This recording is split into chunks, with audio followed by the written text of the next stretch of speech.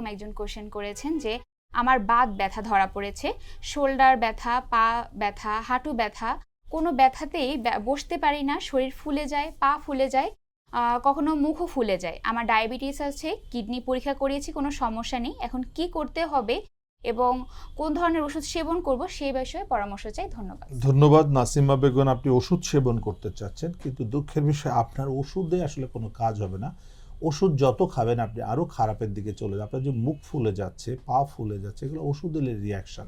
আপনার যে অসুখ আছে এটা যে মেকানিক্যাল হতে পারে, যে কোমরে মেরুদণ্ড যেটা আমরা বলছি, কোমরে ডিসপ্রলাপস থাকতে পারে, যেটা থেকে আপনার মাসেল উইক হয়ে যাচ্ছে, এবং নিশ্চয়ই পেইন কিলার খাচ্ছেন যে কারণে আপনার কিডনি কাজ করছে কম, ফলে হাত মুখ ফুলে যাচ্ছে। তো আপনি যে ওষুধ খাচ্ছেন, ওষুধ খাওয়া বন্ধ করতে হবে। হ্যাঁ, আপনি কিডনি টেস্ট করছেন, কিডনি ভালো আছে, শুকরিয়া আদায় করেন, কিডনি ভালো আছে, খারাপের জন্য অপেক্ষা করার দরকার নেই, কারণ খারাপ হয়ে গেলে তখন কিন্তু বিপদে পড়ে যাবেন।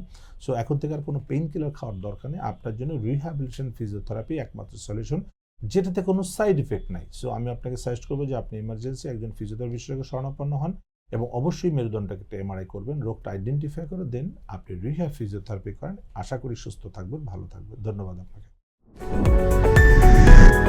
এসপি হাসপাতাল, আন্তর্জাতিক মানের পূর্ণাঙ্গ ব্যথা নিরাময় হাসপাতাল।